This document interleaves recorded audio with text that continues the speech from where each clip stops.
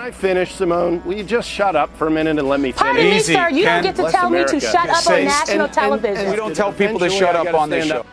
Welcome to today's cable news craziness, where we take a look at some of the craziness that takes place on cable news. Today, Frank Figliuzzi, an MSNBC national security analyst, has some thoughts on the President of the United States and his showdown with Joe Biden over accepting the presidency. Roll it. With regard to the president-elect's comments today and comments specifically about the fact that he still isn't getting the presidential daily brief, still doesn't have the funds for transition and meeting for and planning with all the various agencies. I've got two thoughts on this, Nicole, and you've been very kind always in the past to let me hearken back to my FBI days, and I'm going to do that again if you'll allow me, which is this. We're coming very close. Well, we're coming very close to having what the Bureau calls a barricaded subject. The barricaded subject is in the White House. And what we saw the president-elect do today was right on the money with regard to initial negotiation with a barricaded subject. Here's why. We saw a very calm Joe Biden today. We saw him essentially shrugging off that he doesn't yet have the money or the keys to open transition offices. He shrugged off the fact that he's not getting the classified briefing. His staff isn't getting access to classified and briefings from the various agencies. That is exactly what you do in the initial stages. Whoever's advising him is doing it right. You want to let that barricaded subject know that this is going to be okay. I'm going to listen to what you have to say. You can vent and vent and vent. You can call me names and not acknowledge my authority outside the perimeter here. But eventually, we're going to get this done. And eventually, in this case, Nicole, there's going to be a time where Joe Biden calls the SWAT team. It may be a legal challenge to the GSA refusal to acknowledge him as winner.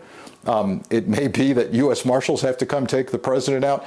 And as we say to a barricaded subject, we can do this the hard way, or we can do this the easy way. Now, Figliuzzi could take multiple different tacks here. He could say it's inappropriate for the president not to concede.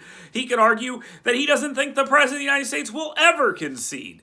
What does he decide to do, though? He decides to go on MSNBC and say that the President of the United States is essentially a barricaded suspect inside the White House. And then he implies that U.S. Marshals might have to come in there and pull the former President of the United States out because he's going to refuse to leave. Like he's going to be holding onto the doorknob as they're pulling him out, and he's going to be crying and screaming.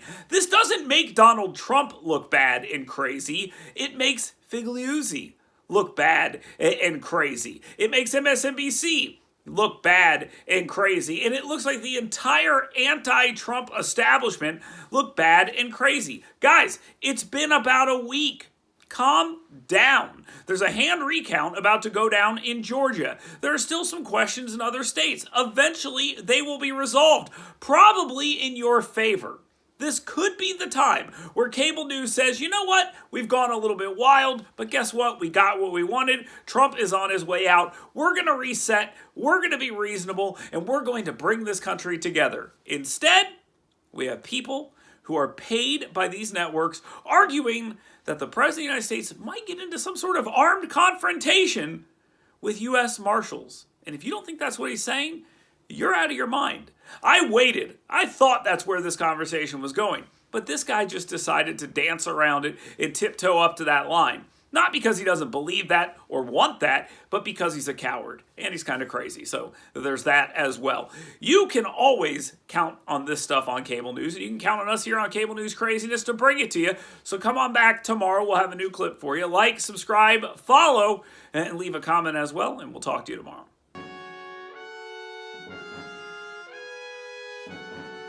Hey folks, Dale Jackson here for my friends at University Kia. Cindy and I love University Kia, so much so that we just purchased a brand new Kia Telluride, an amazing vehicle, a large SUV, 3 rows, captain seats. Absolutely love this thing. Every Kia I have ever owned, and there have been many, has been amazing. Go find your next new vehicle at University Kia. Check them out online at universitykia.com, and when you do, make sure you tell them Dale Jackson sent you.